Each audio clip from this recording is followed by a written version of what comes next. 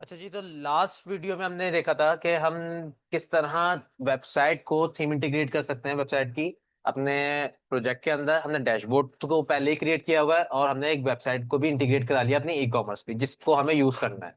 और हमने last time हमने एक इस बटन के ऊपर भी काम कर लिया था कि इसके ऊपर क्लिक करने पे हमारे उसी लॉगिन पे जाना चाहिए जो हमारे डैशबोर्ड का है। इस वीडियो में हम बेसिकली क्या करने वाले हैं, हम एक तो रोल बेस्ड लॉगिन कंप्लीट करेंगे कि अगर एडमिन है तो डैशबोर्ड पर जाए, और अगर यूजर है तो वो इस वेबसाइट पर आए, और दोनों ही लॉगिन पेज जो इस्तेमाल करने वाले हैं वो ये एक ही लॉगिन पेज इस्तेमाल करेंगे। दूसरी चीज, मैं यहाँ पे एक छोटा सा पार्ट और ऐड कर रहा हूँ इसमें कि हम यहाँ पे जो हमारा हेडर है, जो हमारा नैव बार है, वैसे तो हर पेज में ही होगा और इसमें काफी सारी चीजें चेंज होंगी। तो मैं एक काम करता हूँ, क्यों ना मुझे बार बार हर पेज पे कॉपी करने के बजाय मैं इसका भी एक कंपोनेंट बना दूं। तो इसका कंपोनेंट बनाने के लिए मैं सिंपल क्या करता हूँ, मैं वही करूंगा जो मैंने अपने डैशबोर्ड के साथ किया था।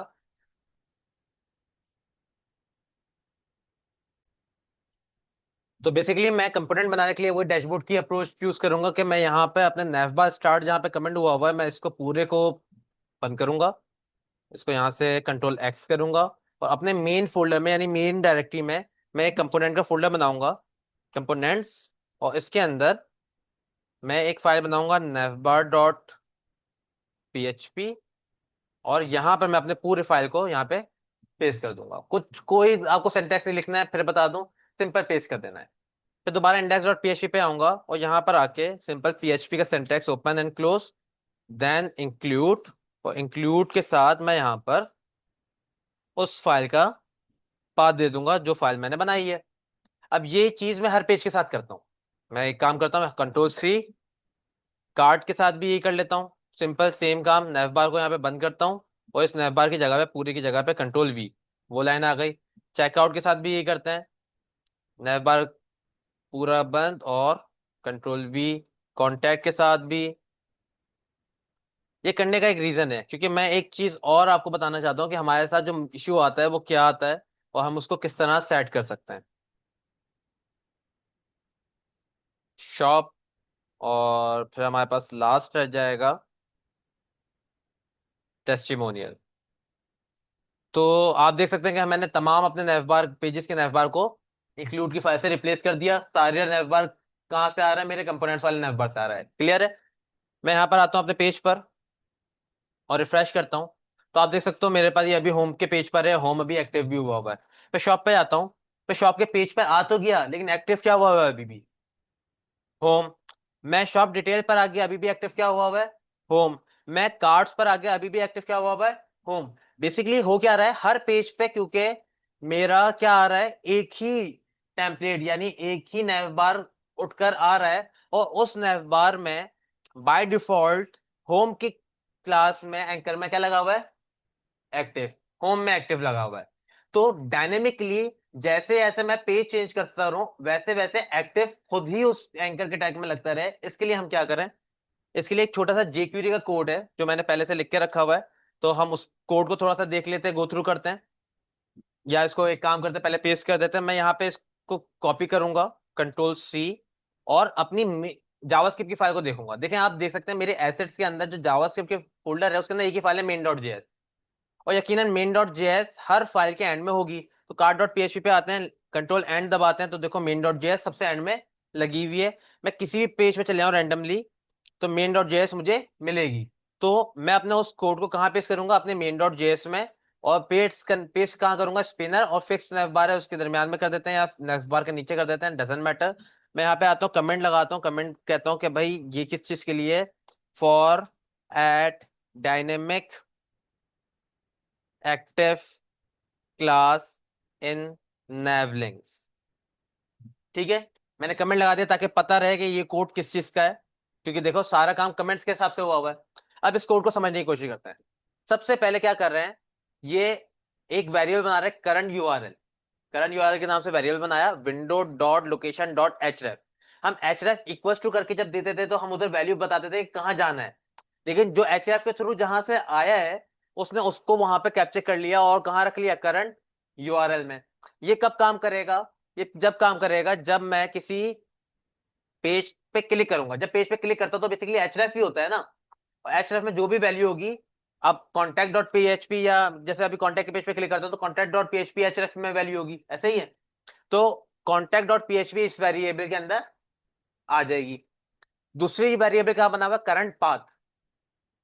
एचरेफ किया तो इधर आ रही है ना, अगर एचरेफ नहीं किया, फॉर एग्जाम्पल यहाँ पर बाय डिफॉल्ट जब मेरी वेबसाइट खुली तो मैं ऑलरेडी कार्ड डॉट पीएचपी पर हूँ, ऑलरेडी कहा हूँ, कार्ड डॉट पीएचपी पर हूँ। तो यहाँ पे तो मैंने अभी एचरेफ नहीं किया,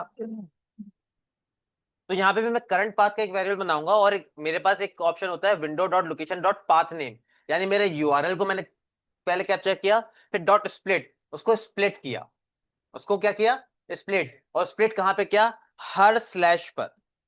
ये देखो मेरे पाथ में क्या होते हैं, स्लैश ही तो होते हैं, एक स्लैश शेरा, एक स्लैश शेरा, एक स्लैश शेरा।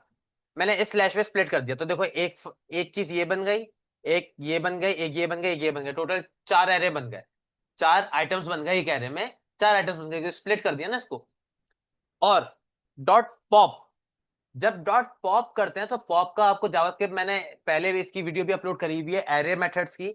तो पॉप क्या करते हैं, आपके एरे का लास्ट वन जो वेरिएबल होता है, लास्ट आइटम जो होता है वो उसको निकाल देता है, लास्ट आइटम जो होता है उसको निकाल देता है। तो मैंने यहाँ पे डॉट पॉप किया, डॉट पॉप करने से क्या हुआ, डॉट पॉप करने से जो लास्ट वाली चीज होगी हमारी वो निकलकर मेरे करंट पाथ में सेव हो जाएगी। जैसे फॉर एग्जाम्पल मैंने यहाँ पे इन्होंने बताया हुआ कि शॉप डॉट पीएचपी, अगर शॉप डॉट पीएचपी होगा तो शॉप डॉट पीएचपी कहाँ के सेव हो जाएगा, करंट पाथ पे। अब क्या हुआ, नेफ बार डैश नेफ एंकर्स के ऊपर जब क्लिक हो, ईच पे लगाया, सब पे लगाया है मैंने, जेक्यूरी है तो सब पे लगा रहा हूँ, क्लास।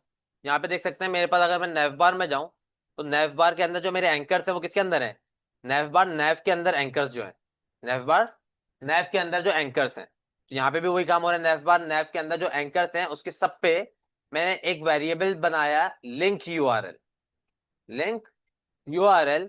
और दिस दिस क्या करता है, जिस पर क्लिक हो, जिस पर क्लिक हो उसके एट्रीब्यूट एचरेफ, यानी क्या करेगा ये, जब भी मैं किसी एंकर पे क्लिक करूंगा तो उसका एट्रीब्यूट एचरेफ जो है उसको कैप्चर कर लेगा उसको क्या कर लेगा, कैप्चर कर लेगा, और अपने किस वेरिएबल में रख लेगा, लिंक यूआरएल में रख लेगा। किस में रख लेगा, लिंक यूआरएल में रख लेगा। कि जिसका मेथड क्या करता है, जिसके ऊपर क्लिक हो या जिसके ऊपर अभी अभी इंटरेक्शन हुई हो, वो मेथड आपको कैप्चर करता है। तो एचरेफ के एट्रीब्यूट को कॉपी करके लिंक यूआरएल में रख लिया उसने। अब मैंने एफ लगाया, अगर link URL triple equal to current path के बराबर हो, या और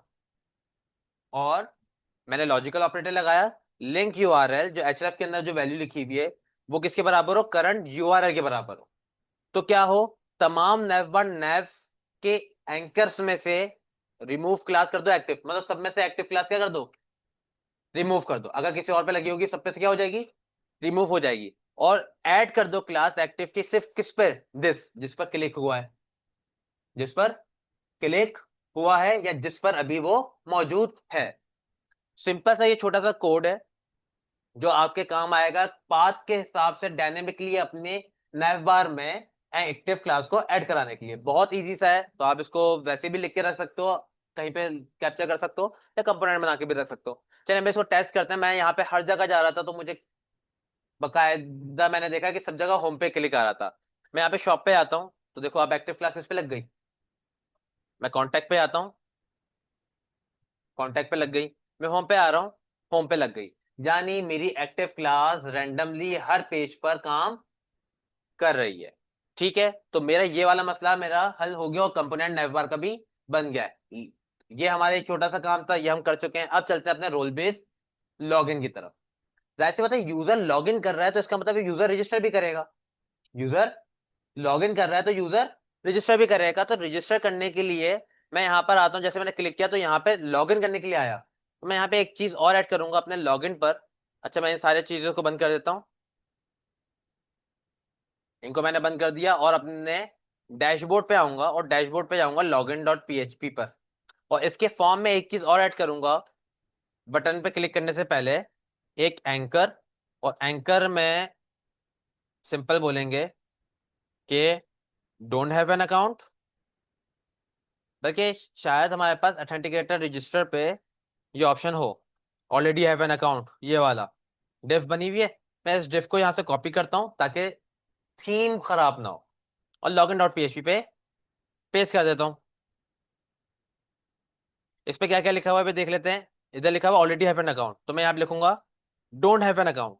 सवाल पूछूंगा डोंट हैव एन अकाउंट, अगर आपके पास अकाउंट नहीं है तो साइन अप, अपने आप को क्या कर लो, साइन अप कर लो। और यहाँ पे एच में मैं कौन से पेज पे लेके जाऊंगा, मैं इसको लेके जाऊंगा ऑथेंटिकेशन रजिस्टर के नाम से मेरा पेज बना हुआ है। चाहो तो आप इसका नाम भी चेंज कर सकते हो, इधर रजिस्टर डॉट पीएचपी कर सकते हो, और जहां जहां ये पेज का लिंक लगा हुआ है वहां वहां जाके उसको चेंज कर दो। वरना तो वैसे मैं इसके अलावा और कहीं रजिस्टर का लिंक इस्तेमाल कर रहा नहीं हूँ।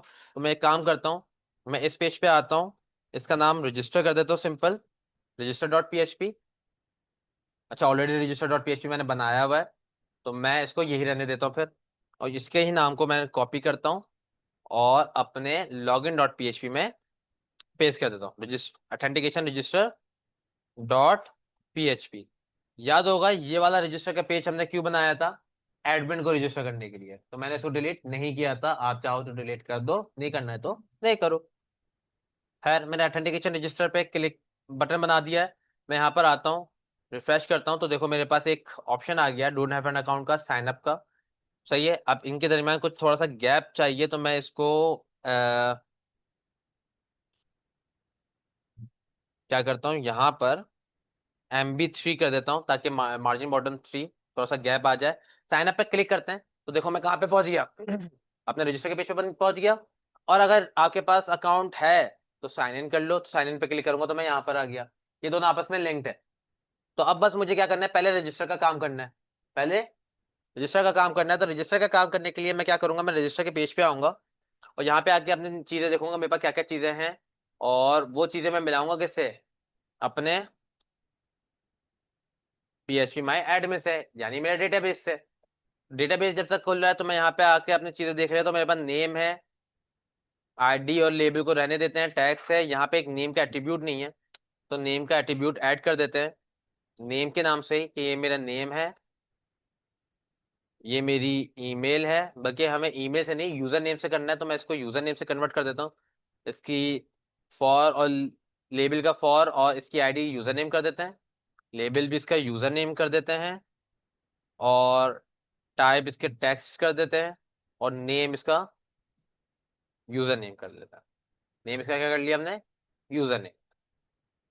और पासवर्ड हमारे पास पासवर्ड ही है, टाइप भी पासवर्ड है, इसके नेम को भी हम क्या कर देते हैं, पासवर्ड। क्लियर है। साइन अप का बटन बना हुआ है, index.php पे नहीं जाना, हमें तो ये सबमिट करना है। तो मैं यहाँ पे वही करूंगा, मैं एक इनपुट की ये फील्ड बनाऊंगा, सबमिट की। सबमिट की इनपुट की फील्ड बनाई जिसपे मैंने लिखा साइन अप। और जो मेरी क्लास है इस एंकर की, वो क्लास पूरी की पूरी मैंने यहाँ पे भी पेस्ट कर दी, ताकि थीम चेंज ना हो। रिफ्रेश करते हैं, तो देखो ये यूजर नेम बन चुका है, ये पासवर्ड, और ये साइन अप अब सबमिट का बटन बन चुका है। साइन अप ये अब सबमिट का बटन बन चुका है। तो अब मेरा डैश वो डेटाबेस भी ओपन हो गया है। तो यहाँ पे मेरे पास डेटाबेस किस नाम से है, वेब एप्लीकेशन नहीं, चेक करते हैं हम अपने कंपोनेंट्स यानी कनेक्शन डॉट पीएचपी में, और यहाँ पे मेरे डेटाबेस के नाम से डीबी स्टोर के नाम से। यहाँ पर आते हैं, डीबी के अंदर जाते हैं, और डीबी स्टोर के नाम से मेरा बना होगा, ये रहा डीबी स्टोर। इधर आते हैं, जहाँ पे मेरे पास एक ही टेबल है, टीबीएल यूजर। टीबीएल यूजर के अंदर जाएंगे और टीबीएल यूजर में देखेंगे हमारा रोल आ रहा है एडमिन। इसके स्ट्रक्चर में जाएंगे, क्या मैंने कोई डिफॉल्ट वैल्यू यूज करी हुई है, हाँ मैंने इसकी डिफॉल्ट वैल्यू सेट करी हुई है यूजर। यानी कि अगर कोई बाय डिफॉल्ट यानी रजिस्ट्रेशन हो, तो बाय डिफॉल्ट रोल वाले कॉलम में क्या लिखा हुआ है, यूजर लिखा हुआ है। अगर आपने ये नहीं करी है तो आपको सिंपल क्या करना है, चेंज पे जाना है। और चेंज पे जाने के बाद यहाँ पे बस एक डिफॉल्ट का कॉलम आएगा, ये रहा। डिफॉल्ट के कॉलम में ये बाय डिफॉल्ट नन होता है, आप इसको करोगे एज डिफाइंड। और एज डिफाइंड करने के बाद नीचे वो वैल्यू लिख दोगे जो आपको हर कॉलम में चाहिए, हर रॉ में चाहिए बाय डिफॉल्ट। कोई बंदा इंटर ना करे तो ये वैल्यू है, और अगर कोई इंटर कर दे तो वो वैल्यू है जो इंटर करी गई है। कब बाय डिफॉल्ट क्या आएगा, यूजर आएगा, मुझे रोल में कोई चीज लिखने की जरूरत नहीं है। सही है। और आप पे सेव कर दोगे तो वो चीज सेव हो जाएगी, तो मेरी ऑलरेडी बनी हुई थी। अब आया था अपने वापस से, यहाँ पे एक और चीज देख लेते हैं। हमारे पास नेम, यूजर नेम, पासवर्ड, तीन चीजें थी, हमने तीन ही कॉलम्स लिए हैं, तीन इनपुट फील्ड्स लिए हैं। तो यहाँ पर आते हैं और अपना काम बाकी का करते हैं, कि यहाँ पे मैं अपने फॉर्म में बनाता हूँ मेथड, इसका पोस्ट का। मैंने यहाँ पे पोस्ट का मेथड बना लिया, और यहाँ पे आके अपना PHP का सिंटैक्स खोल लिया। और सबसे टॉप पे भी मैं PHP का सिंटैक्स खोलूंगा, किस चीज के लिए, अपनी कनेक्शन स्ट्रिंग को लाने के लिए। कनेक्शन स्ट्रिंग मेरे पास कहाँ है? इंक्लूड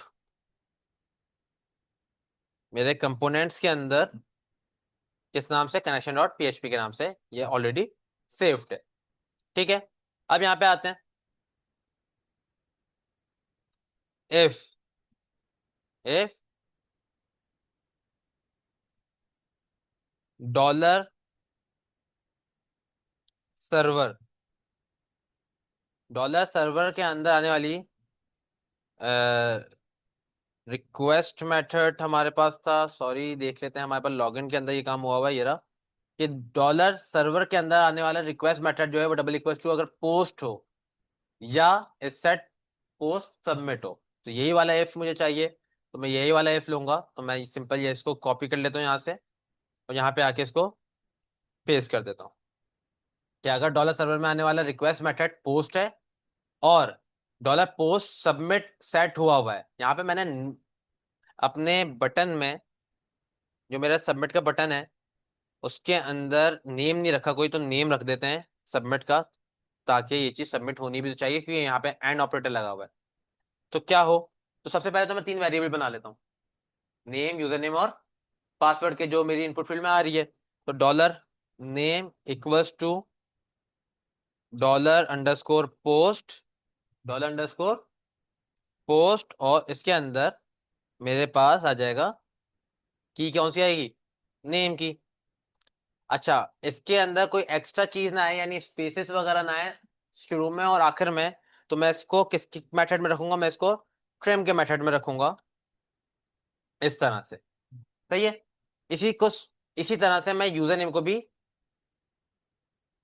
इसी तरीके से मैं यूजर नेम को भी कर लूंगा कि यूजर नेम का भी वेरिएबल बना दिया, उसको भी ट्रिम में रखा।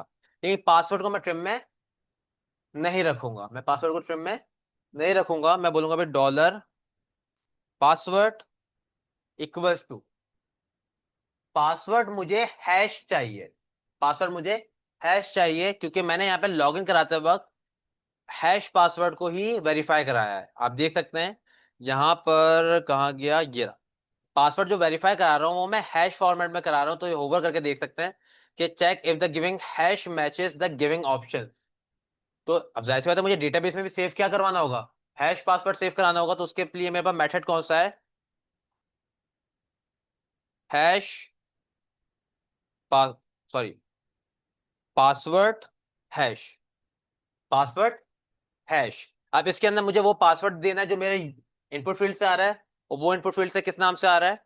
डॉलर पोस्ट, और कौन सी की में है?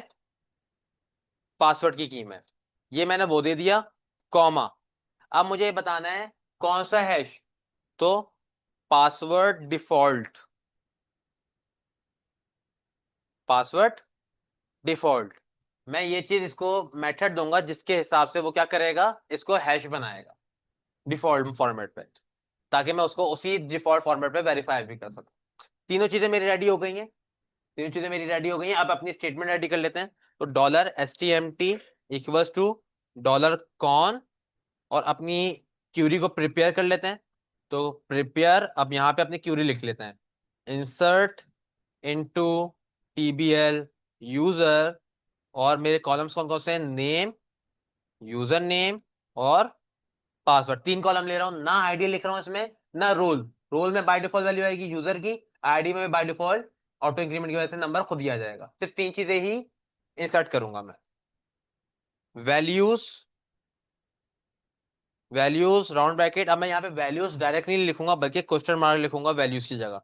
वो कॉम में लगा रहा हूँ सिंगल, एक वैल्यू, दूसरी वैल्यू, तीसरी वैल्यू के लिए। सही है, 3 क्वेश्चन मार्क्स आ गए।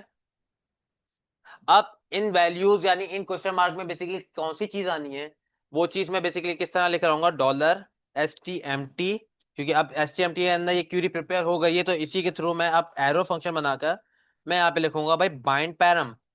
मैं अपने पैरामीटर्स को क्या करूंगा? बाइंड करूंगा। सबसे पहले मैं बताऊंगा जो वैल्यूज आ रही हैं वो कौन से टाइप्स की हैं। तो तीनों वैल्यू स्ट्रिंग टाइप की हैं, तो मैंने तीनों वैल्यू क्या ली हैं? स्ट्रिंग ली हैं, कॉमा। अब मैं इस बताऊंगा कौन कौन से वेरिएबल हैं। तो पहला वेरिएबल याद रखेगा, सीक्वेंस आपके पास सही होनी चाहिए। पहला क्वेश्चन मार्क नेम के लिए, तो यहाँ पे पहला वेरिएबल भी कौन सा लाएगा? Dollar name.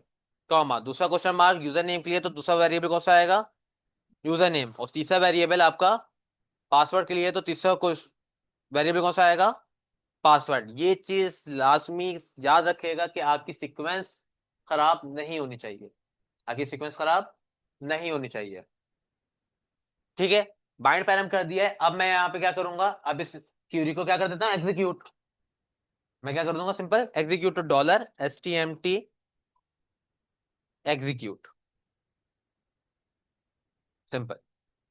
ये मेरी क्यूरी हो गई एग्जीक्यूट, यानी इस लाइन पर मेरा डेटा चला गया कहां पर, इंसर्ट हो गया, इंसर्ट हो गया। अब एग्जीक्यूट को मैं यहाँ पे ऐसे भी रख सकता हूं, या मैं इसको एफ में भी रख सकता हूं कि भाई एग्जीक्यूट हो जाए तो मुझे कोई काम कराना है ना, भाई एग्जीक्यूट हो जाए तो काम कराना है। तो मैं इसको क्या बोलूं, भाई एग्जीक्यूट हो जाए, तो मैं यहाँ पे रखता हूँ if round bracket $stmt execute, जो लिखा था वो मैंने कहा लिखा, अब इफ के अंदर कर्ली ब्रैकेट एंटर, और यहाँ पे बोलूंगा भाई अगर एग्जीक्यूट हो जाए, अगर एग्जीक्यूट हो जाए तो पहले एको करना, एको में स्क्रिप्ट का टैग खोल लेते हैं, क्योंकि मुझे चाहिए alert, script open, script close, alert, alert में लिख दूंगा यूजर रजिस्टर्ड सक्सेसफुली, एक अलर्ट है। देन मैं इसको कहां पे लेके आऊंगा, अपने लॉगिन के पेज पे, कि रजिस्टर होने के बाद बंदा क्या करेगा, लॉगिन करेगा। तो window dot location dot H, window dot location dot H, और यहां पर आप अपने लॉगिन का भी पाथ दे दोगे, लॉगिन डॉट php। ये काम भी कर सकते हो आप कि आप अलर्ट करा दो सिंपल, या आप दूसरा काम भी कर सकते हो कि आपके जो यहाँ पे फॉर्म है यहाँ पे लिखा हुआ जाए यूजर रजिस्टर सक्सेसफुली अलर्ट में, सही है, और साइन इन का बटन दबा के फिर आप साइन इन के पेज पे खुद ही जा सकते हो, वैसे भी इधर से जा सकते हो। खैर आपने अलर्ट वाला काम कर दिया तो दोनों चीजें आपकी बिल्कुल सही हैं। मैं इस पेज को रिफ्रेश कर लेता हूँ और चलें अब रजिस्टर कराते हैं यूजर को। यूजर को रजिस्टर करा रहे हैं बुरहान के नाम से, तो बुरहान, बुरहान ही यूजर नेम आ गया, और पासवर्ड लिख देते हैं बुरहान 123। साइन अप पे क्लिक करते हैं, यूजर रजिस्टर्ड सक्सेसफुली, यानी मेरा हो गया, और मैं कहां पर भी आ गया, लॉगिन पर आ गया। जाके देखते हैं क्या यूजर रजिस्टर हुआ है, ब्राउज पे आते हैं और देखो बुरहान रजिस्टर हो चुका है, और आप चेक कर सकते हो कि यहाँ पे मेरे पास पासवर्ड हैश आया है, और रोल ऑटोमेटिक कौन सा है, रोल कौन सा है, यूजर आया है। अब चले आता हूँ, मेरा रजिस्टर का काम तो हो गया, मेरा रजिस्टर का काम हो गया। अब मैं आऊंगा लॉगिन डॉट पीएचपी पे, और लॉगिन डॉट पीएचपी पे जब वेरीफाई हो जाए पासवर्ड, जब पासवर्ड वेरीफाई हो जाए तो आईडीज बन रही हैं, देख रहे हो सेशन क्रिएट हो रहे हैं। सेशन क्रिएट होने के बाद मैं फिर बता रहा हूँ कि इसको कहाँ जाना है, इंडेक्स डॉट पीएचपी पे। मैं इसको बताने से पहले मैं अब यहां पे सवाल करूंगा, मैं यहां पर सवाल करूंगा, क्या सवाल करूंगा, इफ अगर डॉलर रोल, डॉलर रोल जो आया है मेरे पास ट्रिपल इक्वल्स टू एडमिन है, ट्रिपल इक्वल्स टू एडमिन है, तो कर्ली ब्रैकेट और कर्ली ब्रैकेट क्लोज। समझ में आया कि अगर आने वाला रोल एडमिन है तो कहां जाएगा ये, इंडेक्स डॉट पीएचपी, जो कि मेरा डैशबोर्ड है, यही का इंडेक्स डॉट पीएचपी है, यानी डैशबोर्ड के फोल्डर का है, ऐसा ही है। एल्स, एल्स अगर एडमिन नहीं हुआ, एल्स का मतलब क्या, एडमिन नहीं है, तो एडमिन नहीं है तो क्या है वो, यूजर है, एडमिन नहीं है तो यूजर है। तो मैं यहाँ पे लिख दूंगा हेडर, और हेडर में क्या लिख देंगे हम, लोकेशन डबल डॉट स्लैश, पहले मैं अपने डैशबोर्ड के फोल्डर से ही बाहर आऊंगा और उसके बाद इंडेक्स डॉट पीएचपी पे जाऊंगा, क्योंकि अब जो इंडेक्स डॉट पीएचपी है वो मेरा कौन सा है, वेबसाइट का। वैसे अगर देखा जाए मैं ये चीज नहीं भी करता और डायरेक्टली इसको डैशबोर्ड पे ले भी जाता, तो तब भी मेरा डैशबोर्ड इसको उठा के कहाँ फेंकता, वेबसाइट पे, क्योंकि मैंने यहाँ पे ऑलरेडी लेबल लगाया हुआ है कि अगर एडमिन ना हो तो कहाँ फेंको, वेबसाइट पर। तो मैंने दोनों तरीके से दोनों जगह पे करूंगा, मैं लॉगिन पे भी करूंगा और इधर भी करूंगा, ताकि कहीं से भी यूजर डैशबोर्ड पर ना जा सके। मैंने डैशबोर्ड के पेज पे भी ये काम किया, और लॉगिन को भी बोला कि भाई अगर यूजर एडमिन ना हो तो कहाँ जाए, वेबसाइट पर। ठीक है, चलिए आप इसको रन करके देखते हैं। यहाँ पे आते हैं, रिफ्रेश करते हैं। मैं पहले लॉगिन करता हूँ एडमिन से। मैं यहाँ पे करता हूँ माज माज 123, साइन इन करते हैं। तो मैं कहाँ पर आया, अपने डैशबोर्ड पर। लॉग आउट करता हूँ, सेम लॉगिन पेज है, सेम है। अब उसी सेम में मैं अब लॉगिन कर रहा हूँ बुरहान, जो मैंने अभी यूजर को बनाया है, बुरहान 123, साइन इन करता हूँ। तो अब मैं कहाँ पर आ रहा हूँ, वेबसाइट पर। ये हो गया रोल बेस्ड लॉगिन, कि अगर रोल एडमिन होगा तो डैशबोर्ड पे जा रहा है, और अगर यूजर होगा तो वेबसाइट पर आ रहा है। ये कहलाता है क्या, रोल बेस्ड लॉगिन। क्लियर है। तो हमारे इस वीडियो में हमने क्या क्या कवर किया, हमने अपने नेवबार को कंप्लीटली डायनेमिक कर लिया, जिसकी एक्टिव क्लास भी डायनेमिकली आ रही है। दूसरा, हमने रोल बेस्ड लॉगिन भी कंप्लीट कर लिया। आप लोगों के लिए टास्क ये है कि हमने यहाँ पे रजिस्टर कराते वक्त, रजिस्टर तो करा लिया, रजिस्टर कराते वक्त आप यहाँ पे एक काम और करोगे, कि आप यहाँ पे चेक कराओगे क्या यूजर नेम ऑलरेडी है या नहीं, यूजर नेम पहले से मौजूद है या नहीं। अगर यूजर नेम पहले से मौजूद होगा तो अलर्ट आ जाना चाहिए यूजर ऑलरेडी एग्जिस्ट। और अगर यूजर नेम ऑलरेडी एग्जिस्ट ना करता हो, मतलब यूजर नेम नया हो, तो फिर ये सारा प्रोसेस होना चाहिए। तो बेसिकली ये एक यूनिक यूजर नेम के लिए, क्योंकि यूजर नेम का यूनिक होना जरूरी है, यूजर नेम का यूनिक होना जरूरी है। तो यहाँ पर आप ये फंक्शनैलिटी ऐड करोगे और कमेंट में करके बता सकते हो कि आपके ये काम हो गया या नहीं हो गया है। इंशाल्लाह फिर हम नेक्स्ट वीडियो में क्या करेंगे, ये वाला पहले, ये वाला काम मैं आपको लाइन करके दिखाऊंगा, देन फिर हम आगे काम पर स्टार्ट करेंगे।